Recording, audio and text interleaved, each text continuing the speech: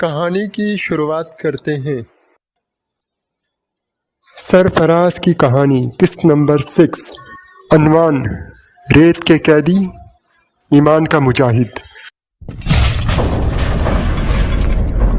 جب ظالم کسی مرد مومن کو شکست نہیں دے سکتا تو وہ اس کے دل پر وار کرتا ہے، اور دل مومن میں سب سے نازک مقام ہے،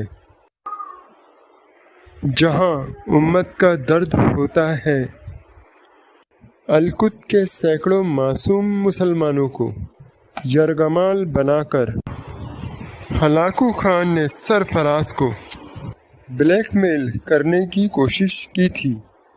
امت کے دکھ پر وہ خود کو بھی قربان کر سکتا تھا، جو تعاقب میں بھیجی گئی تھی۔ ہلاکو خان کی فوج اپنے 10 ڈرون میں سے ایک کے لیزر سے لمحوں میں 150 درندوں کو خاک میں بدل دیا۔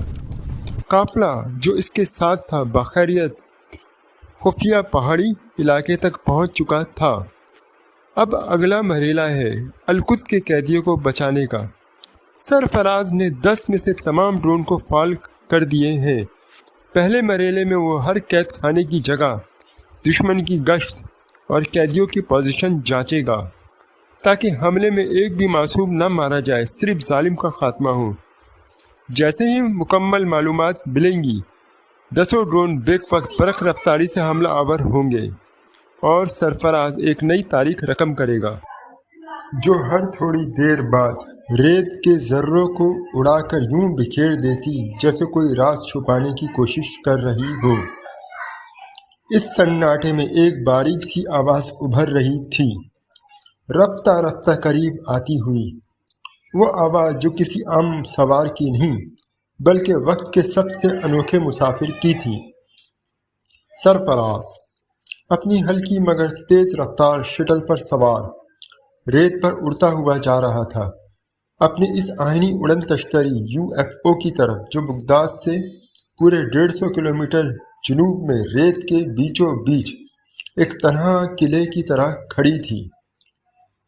چاند کی مدھم روشنی میں اس کی آنکھوں میں ایک ہی عزم جھلک رہا تھا، نجات اور بدلہ۔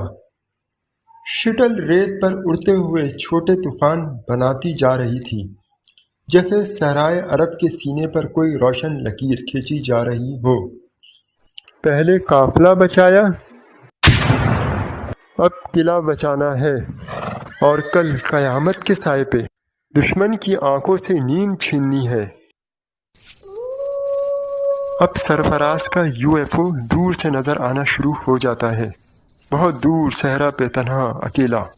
وہ کالا گول دیو قیامت، نہ کوئی محافظ نہ کوئی شور، بس ایک ہلکی آہٹ، اور وہ آہٹ سرفراز کی تھی۔ جیسے ہی شٹل قریب پہنچی، UFO کی جو ناقابل تذکیر چادر ہے باڈی کی، وہ نیلی روشنی سے جگمگانے لگی، گویا پرانی رقابت پہچان لی گئی ہو۔ سرفراز جیسے ہی ریت پر قدم رکھتا ہے، اپنے شٹل سے اترتا ہے، تو UFO کا آہنی دروازہ خود بخود اپنے آپ کھل جاتا ہے، جیسے اسی کا انتظار پہ ہو۔ UFO یعنی خلائی جہاز کا خودکار کمپیوٹر، اس کا AI سرفراز کو ویلکم کرتا ہے۔ Welcome back commander Sarfaraz, system ready, awaiting mission protocol. Sarfaraz ایک عزم کے ساتھ کہتا ہے، اب کوئی سکون کی سانس نہیں، اب صرف جنگ ہے۔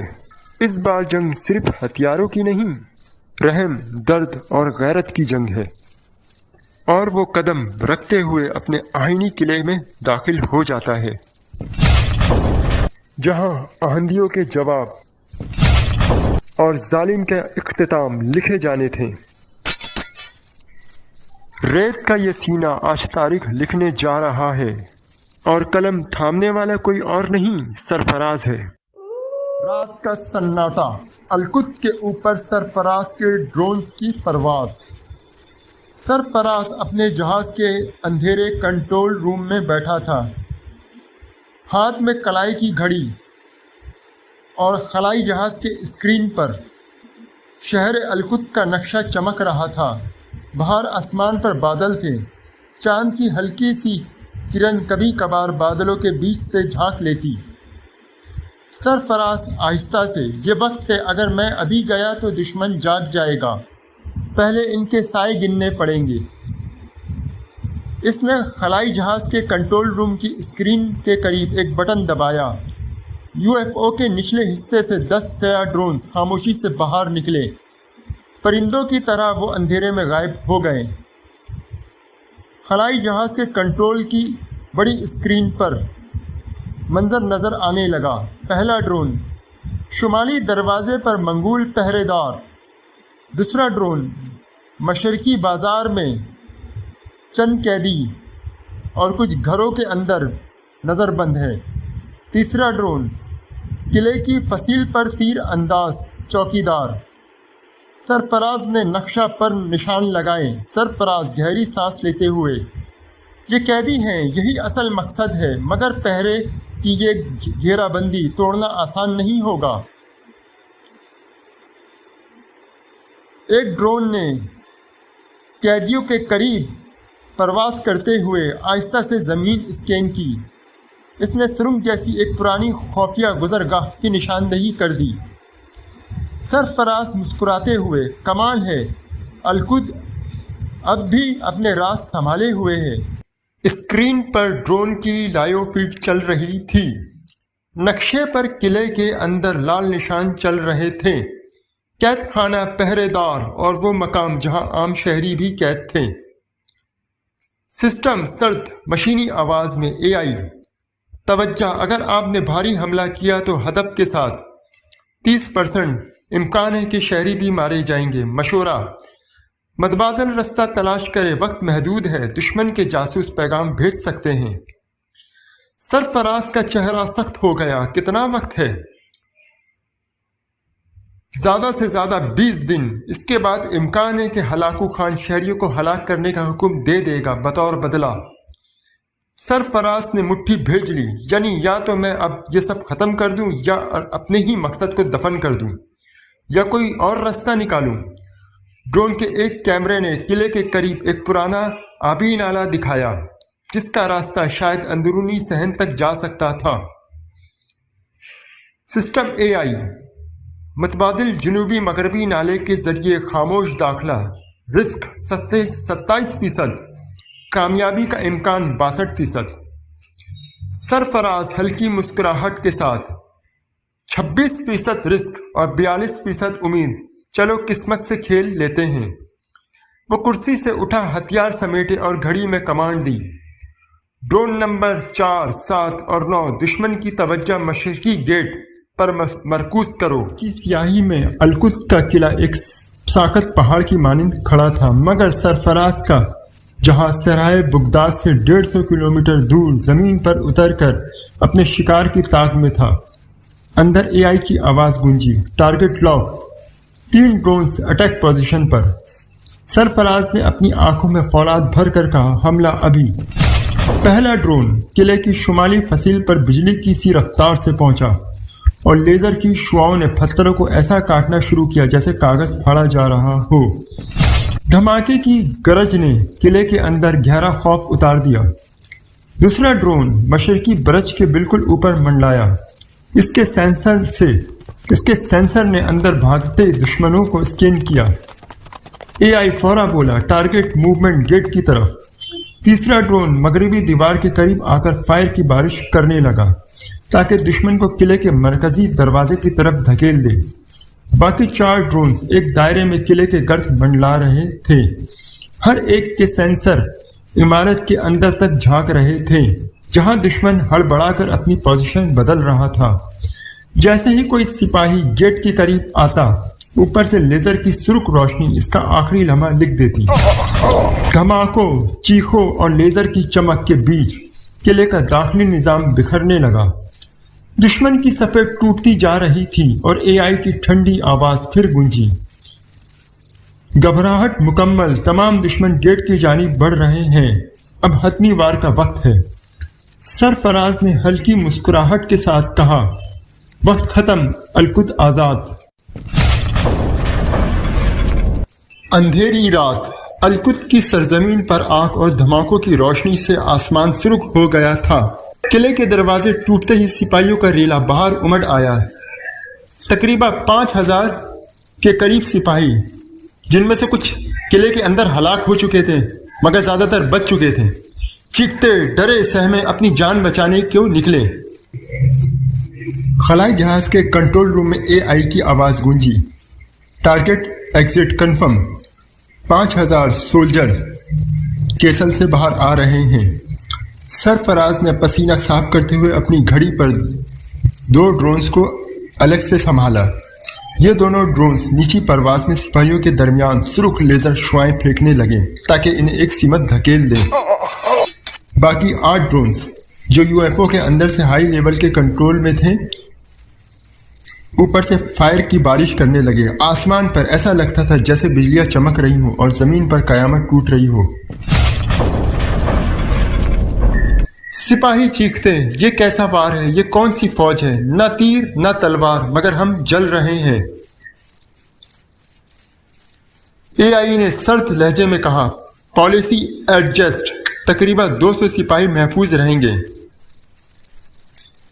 کیونکہ سرفراز 200 سپاہیوں کو چھوڑ رہا تھا تاکہ یہ ہلاکو خان کو اپنی فوج کا عبرتناک انجام بتا سکیں۔ یوں دھماکوں، آگ اور لیزر کی بارش میں ہزاروں دشمن زمین پر ڈھیر ہو گئے، مگر تقریباً 200 سپاہی خوف و دہشت کے عالم میں اپنی جان بچا کر اندھیرے میں گم ہو گئے۔ سرفراز نے گہرا سانس لیا اور زیر لب کہا، انہیں زندہ چھوڑ دینا ہی اصل وار ہے۔ القدس کی آزادی اور مسلمانوں کی خوشی۔ القدس کے آسمان پر وہ ڈرون جو لمحہ لمحہ موت برسا رہے تھے اب سکون اختیار کر چکے تھے۔ صرف 2 ڈرون شہر کے اوپر پہرے پر تھے، گویا کہ محافظ فرشتے باقی تمام آسمانی پرندے جیسے غائب ہو گئے تھے۔ شہر کے گلی کوچوں میں ایسی خوشی کی لہر دوڑ گئی جیسے برسوں کے بعد قید کے دروازے ٹوٹ گئے ہوں۔ عورتیں اپنے بچوں کو سینے سے لگا کر سجدے میں گر رہی تھیں، مرد آنکھوں سے آنسو لیے ایک دوسرے کو گلے لگا کر اللہ اکبر کے نعرے بلند کر رہے تھے۔ مسجدوں میں اذانوں کی آوازیں گونجنے لگی اور مٹی کے چراغ جل اٹھے۔ لوگوں کو یقین تھا کہ یہ سب آسمانی مدد ہے، کیونکہ کوئی نہیں جانتا تھا کہ یہ کارنامہ دراصل کس کے ہاتھوں ہوا ہے۔ ہلاکو خان کی تاخیر۔ سرفراز کے خلائی جہاز UFO کے AI نے پیشن گوئی کی کہ ہلاکو خان اب فوراً کوئی حملہ نہیں کر سکے گا۔ 5000 میں سے جو 200 سپاہی جان بچا کر بھاگ گئے یا بھاگنے دیا گیا، انہیں واپس پہنچنے اور خبر پہنچانے میں 2 سے 3 ماہ لگیں گے۔ پھر ہلاکو خان جاسوس کے ذریعے تصدیق کرے گا، منصوبہ بنائے گا اور لشکر کو تیار کرے گا۔ اس سارے عمل میں کم از کم 5 سے 8 مہینے لگیں گے۔ اس دوران القدس پر کوئی بڑا خطرہ نہیں۔ AI کی یہ خبر سن کر سرفراز کو اطمینان ہو چکا تھا۔ پھر خود سرفراز نے ہائی ٹیک واچ کے ذریعے ان دونوں ڈرون سے رابطہ رکھا اور سکون پیدل القدس کی طرف روانہ ہوا۔ لمبے صحرائی راستے میں وہ ایسے چل رہا تھا جیسے ایک عام مسافر ہو، نہ کوئی اسے پہچانتا تھا نہ کوئی اس کے گرد شک کی نگاہ ڈال رہا تھا، مگر حقیقت میں وہ وہی شخص تھا جس نے ہلاکو کے خونخوار سپاہی کو خاک میں ملا دیا تھا۔ اس کے قدم ریت پر پڑ رہے تھے مگر نگاہیں آسمان پر تھیں، جہاں دور القدس کے اوپر 2 ڈرون ہلکی روشنیوں کے ساتھ پہرا دے رہے تھے۔ 2-3 دن سے سرفراز پیدل سفر کرتے ہوئے تھک چکا تھا۔ تھوڑے بہت جو کھجور تھے اس کے پاس وہ ختم ہو چکے تھے، اور پانی وہ دن میں ایک دفعہ 1.5 لیٹر پانی جمع کر پا رہا تھا، کیونکہ اس کی انتہائی جدید بوتل تھی جو کہ پانی کو آبی بخار سے مائع حالت میں تبدیل کرنے کی بوتل کے اندر صلاحیت رکھتی تھی، مگر یہ پانی بھی اس کے لیے ناکافی ثابت ہو رہا تھا کیونکہ ریگستان انتہائی گرم تھا۔ دریائے دجلہ کے کنارے سورج کی کرنیں ڈھلنے لگی، فضا میں سنہری روشنی کا رنگ تھا اور کھجوروں کے درختوں کے جھرمٹ میں سائے لمبے ہوتے جا رہے تھے۔ سرفراز 2-3 دن پیدل سفر کے بعد تھکا ہارا مگر پرعزم قدموں کے ساتھ وہاں پہنچا۔ اس کا مقصد اب صاف تھا، القدس میں ایک نئی فوج کی تشکیل دینا اور خلافت عباسیہ کے کسی نمائندے کو ڈھونڈ نکالنا تاکہ اس کے پرچم تلے مسلمان کی قوت دوبارہ زندہ ہو سکے۔ اب شام ڈھلنے کو تھی، فضا میں ایک پراسرار خاموشی چھائی ہوئی تھی۔ پانی کی ہلکی ہلکی لہریں اور کھجور کے درختوں کی سرسراہٹ ماحول کو زیادہ سنسان بنا رہی تھی۔ سرفراز کی دور نظر پڑی، 2-3 گھوڑے کھجور کے درخت کے پاس بندھے تھے، ساتھ ہی کچھ سامان بھی رکھا ہوا تھا، پرانی مشکیں، کپڑے اور کھانے پینے کا مختصر سا ذخیرہ۔ سرفراز نے خود کلامی کی، یہ گھوڑے اور سامان ضرور کوئی قافلہ قریب ہی ہوگا، بہتر ہے کہ میں رات یہیں گزار لوں، صبح تک اگر کوئی نہ آیا تو یہ گھوڑا اور ضروری سامان لے کر آگے نکل جاؤں گا۔ اس نے سوکھی لکڑیاں جمع کی، ایک چھوٹا سا الاؤ جلایا، آنکھ کی روشنی میں گھوڑے کے سائے لمبے ہوتے جاتے تھے۔ وہ کنارے پر بیٹھا آنکھ کے شعلوں کو تک رہا تھا اور ساتھ ہی آس پاس کی خاموشی میں چھپی ہوئی پراسرار سی خاموشی اس کا انتظار کر رہی تھی۔ وقت گزرتا گیا، رات کی تاریکی گہری ہونے لگی۔ اچانک سرفراز کے کانوں میں ایک عجیب سی آواز پڑی، جیسے کسی نے کھجور کے تنے کے پیچھے سے قدم گھسیٹے ہوں۔ وہ چونک کر اٹھا اور آہستہ آہستہ اس سمت بڑھا، مگر درخت کے پیچھے کچھ نہ تھا، بس ایک سرد جھونکا اور ہوا میں بھوجل سا دباؤ۔ اسی لمحے ایک آواز آئی، جیسے پائل کی جھنکار، ہلکی سی مدھم مگر صاف۔ سرفراز کا دل دھڑکنے لگا۔ وہ پلٹنے کو ہی تھا کہ اچانک اس نے اپنے پیچھے ایک سایہ محسوس کیا۔ ایک خوفناک مخلوق، کمر جھکی ہوئی، سر نیچے لٹکا ہوا اور قدم گھسیٹتی ہوئی وہ سرفراز کے بالکل پیچھے چل رہی تھی۔ سرفراز نے لمحے بھر کے لیے رک کر فوراً مڑ کر دیکھا۔ جیسے ہی اس کی نگاہیں اس مخلوق پر پڑی، ماحول لرز سا گیا، لیکن اس دم اس کی گھڑی، ہائی ٹیک شیلڈ واچ، نرم سی روشنی کے ساتھ فعال ہو گئی۔ کلائی پر AI کی آواز ابھری گھڑی سے، خطرے کی کوئی بات نہیں سرفراز، یہ مخلوق محض ایک پیرانارمل ایکٹیویٹی ہے، تمہاری شیلڈ تمہیں ہر نقصان سے بچائے گی، اور اگر خطرہ بڑھا تو لیزر گن اس کا خاتمہ کر سکتی ہے۔ اچھا، تو رات صرف اندھیروں کی نہیں، بھٹکتی ہوئی روحوں کی بھی ہے۔ سرفراز نے سوچا، اس رات اس کا سکون محض ایک وہم ہے۔ یہاں پر اختتام ہے۔ کیا سرفراز اس بھوت چڑیل کا خاتمہ کر پائے گا اور القدس پہنچ پائے گا وقت پر؟ کیا ایک بڑی فوج تشکیل دے گا؟ کیا خلافت عباسیہ کے لوگوں کو ڈھونڈ پائے گا؟ یہ سب جاننے کے لیے آپ اگلی قسط، جو کہ ساتھ ہی ہوگی، بہت جلد وائس پہ اپلوڈ ہوگی، مگر اس سے پہلے آپ سے گزارش ہے کہ سبسکرائب کریں، لائک کریں اور بیل آئیکن کو دبائیں تاکہ یہ سلسلہ برقرار رہ سکے۔ شکریہ۔